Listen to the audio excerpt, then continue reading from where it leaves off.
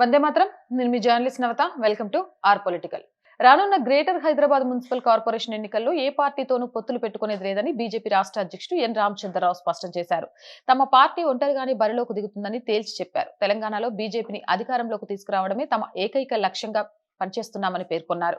దేశ రాజధాని ఢిల్లీలో బీజేపీ జాతీయ అధ్యక్షుడు నితిన్ నబీన్ తో శుక్రవారం జరిపిన కీలక భేటీ అనంతరం మీడియాతో మాట్లాడుతూ జాతీయ స్థాయిలో ఎన్డీఏ కూటమిలో జనసేన పార్టీ భాగస్వామ్యంగా ఉన్నప్పటికీ రాష్ట్రంలో ఎన్నికల పొత్తు అంశంపై తుది నిర్ణయాన్ని అధిష్టానమే చూసుకుంటుందని పేర్కొన్నారు.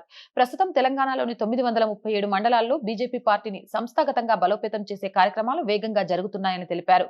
వచ్చే శాసనసభ సమావేశాలు పూర్తయిన వెంటనే రాష్ట్రంలోని ఎంపీలు, ఎమ్మెల్యేలతో మరొకసారి ప్రత్యేకంగా సమావేశమై భవిష్యత్తు ప్రణాళికను రూపొందిస్తామని చెప్పారు.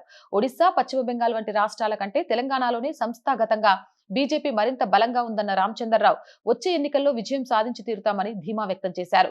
రాష్ట్రంలో అధికార కాంగ్రెస్ పార్టీ వైఫల్యాలను ఎండగట్టడమే ప్రధాన ఎజెండాగా పోరాటాలు నిర్వహిస్తామని తెలిపారు. తెలంగాణలో ప్రజా సమస్యలపై అందరూ కలిసికట్టుగా రోడ్లపైకి వచ్చి పోరాటం చేయాలని జాతీయ అధ్యక్షుడు నితిన్ నబీన్ తమకు దిశానిర్దేశం చేశారని రామచంద్రరావు వెల్లడించారు. బీజేపీని అధికారంలోకి తీసుకురావడం కోసం స్పష్టమైన రోడ్ మ్యాప్ ను తయారు చేయాలని పార్టీ హైకమాండ్ ఆదేశించిందని చెబుతూ ప్రతి 3 నెలలకొకసారి జాతీయ అధ్యక్షుడు తెలంగాణను సందర్శించి పార్టీ పరిస్థితులను సమీక్షిస్తారని వెల్లడించారు. ఇదే సమయంలో బీజేపీలో అంతర్గత విషయాలపై వస్తున్న ప్రచారాలను రామచంద్రరావు ఖండించారు. బీజేపీలో కొత్త, పాత నేతల మధ్య ఎలాంటి వ్యత్యాసాలు లేవని తేల్చి చెప్పారు. నాయకుల మధ్య అభిప్రాయ భేదాలు ఉండవచ్చునని కానీ విభేదాలు మాత్రం లేవని స్పష్టం చేశారు. కాంగ్రెస్ సహా ఇతర పార్టీల నుంచి పలువురు కీలక నేతలు బీజేపీలో చేరేందుకు సిద్ధంగా ఉన్నారని పేర్కొంటూ సరైన సమయం కోసం వారు వేచి చూస్తున్నారని చెప్పారు.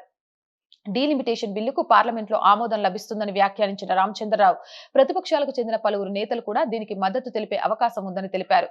కాగా ఈ భేటీలో కేంద్ర మంత్రులు జి కిషన్ రెడ్డి, బండి సంజయ్, రాష్ట్ర పార్టీ ఇన్ఛార్జ్ సునీల్ బన్సాల్, అభయ్ పాటిల్ వంటి నేతలు కూడా పాల్గొన్నారు. జై హింద్, జై భారత్. ఇలాంటి మోర్ వీడియోస్ కోసం R group of channels, R voice, R political, R Sanskriti channels ని వెంటనే సబ్స్క్రైబ్ చేయండి. కంటెంట్ బాగుంది అనిపిస్తే లైక్ చేయండి, షేర్ చేయండి. ఆర్థికంగా ఆర్ వాయిస్ కి చేయూతనందించండి. ఆర్థికంగా సపోర్ట్ చేయాలి అంటే సబ్స్క్రిప్షన్ పక్కనే జాయిన్ అనే బటన్ ఉంది. 1 to 5 లెవెల్స్ ఉన్నాయి. ఏదో ఒక లెవెల్లో సపోర్ట్ చేయండి. లేదా స్క్రీన్ మీద గూగుల్ పే, ఫోన్ పే తో పాటు అకౌంట్ డీటెయిల్స్ ఉన్నాయి. మీకు తోచిన సహాయాన్ని అందించండి. వ్యాపార ప్రకటనల కోసం 8328500576 నెంబర్ ని సంప్రదించండి. జై హింద్, జై భారత్.